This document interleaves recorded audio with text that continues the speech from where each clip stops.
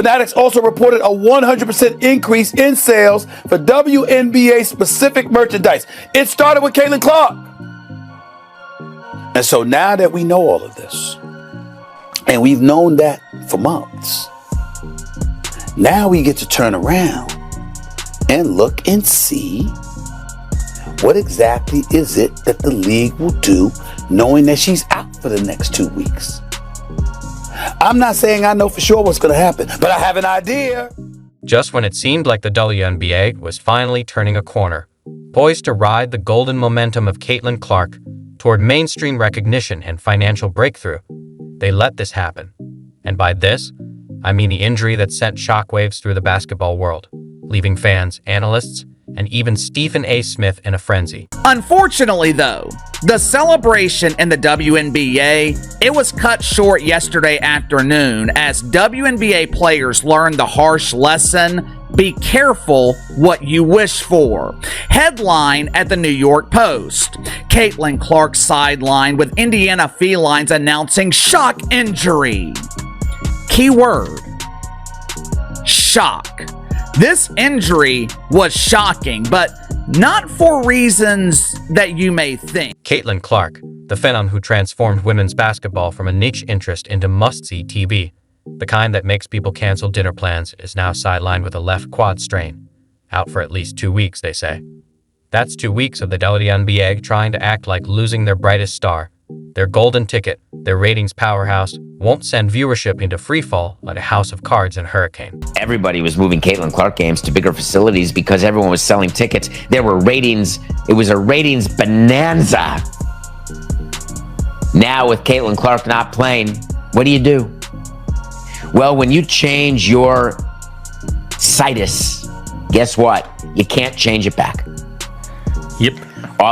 The tickets are literally half the price, and there are entire sections of the stadium that have not sold any tickets.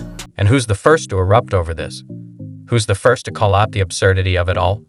None other than Stephen A. Smith, the loudest voice in sports media and one of Caitlin Clark's earliest and most vocal defenders. While half the WNBA establishment treated her like an outsider who stumbled into their league by mistake, Smith recognized her impact from day one and hasn't stopped backing her since. Thanks to Clark, Indiana led the league in attendance both at home and on the road. The Fever averaged 17,035 fans at home and over 15,000 on the road. 4 teams moved home games to bigger arenas when Indiana came to town to accommodate more fans. That's about Caitlin Clark. How do we know this? Attendance for the entire league was up nearly 50% last year, according to data from across the timeline, and Indiana led all teams with an average attendance of 17,035. That was up 319% from the year earlier. Stephen A. didn't just comment on Caitlin Clark's injury. He went full nuclear. And honestly, it's long overdue.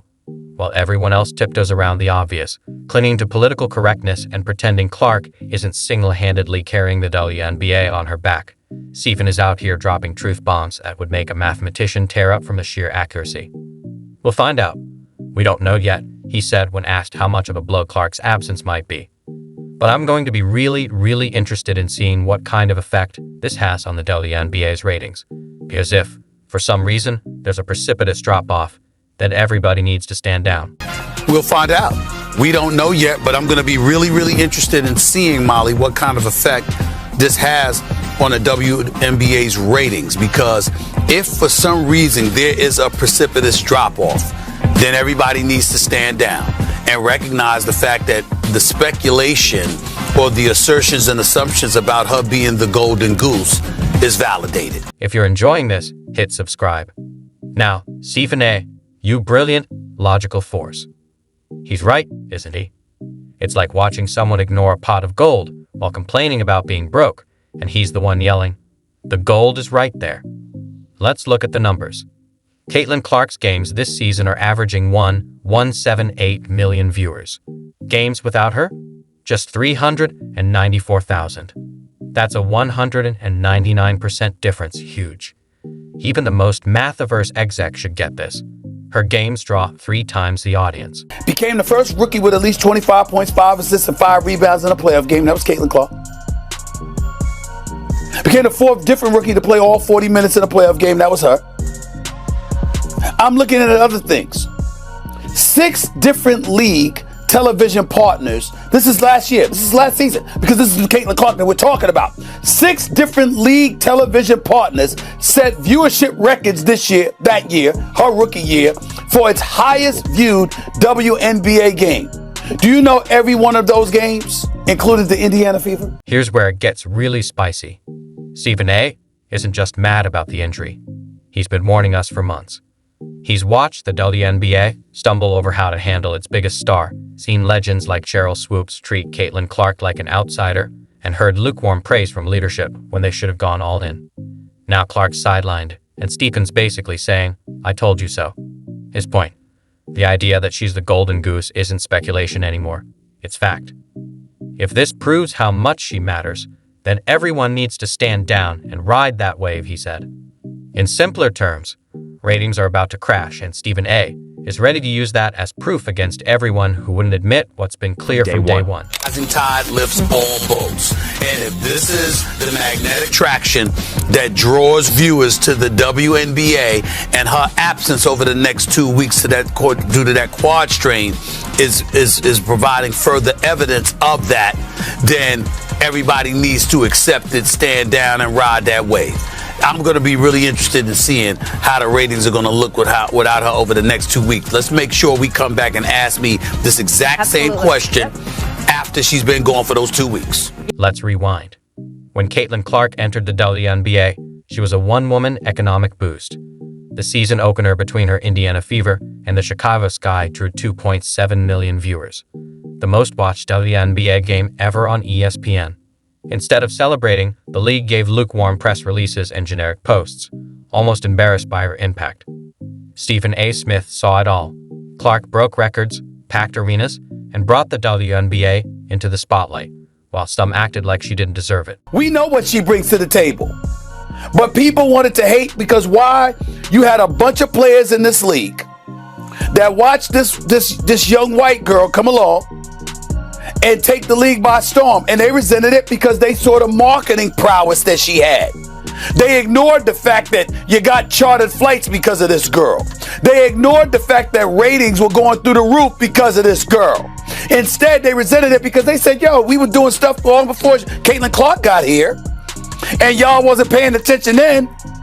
But now the young white girl comes along, and y'all want to sit up there and shower all of this praise and all of this attention that was earned before she ever came along. The resentment is understandable, but it's not about Caitlin Clark. It's about what she represents. My point is, grow up. Stephen A. has defended Clark against critics more worried about their egos than the league's growth.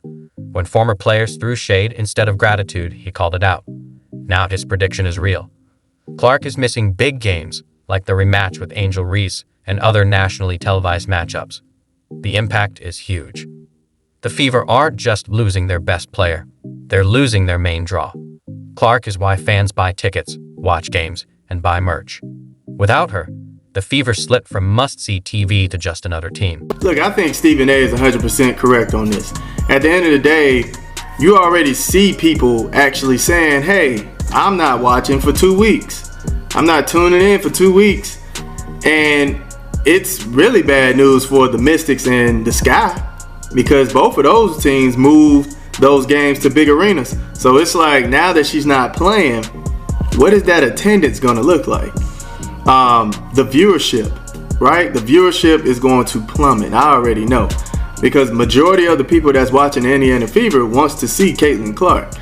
And sad to say it, a lot of them only want to see Caitlin Clark. They don't really care about the entire... Stephen A.'s frustration boils over, not the injury, but the league's failure to protect Clark. She's taken hits that would have NFL players complaining, yet the WNBA acted like it's just part of the game.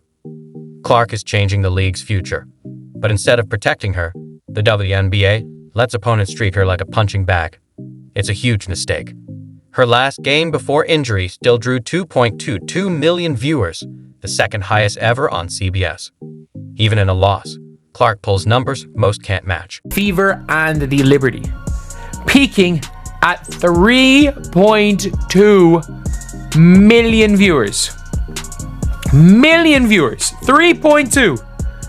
And again, second most viewed game on CBS ever. I have no idea what the most viewed game was. Now imagine those same time slots without Clark.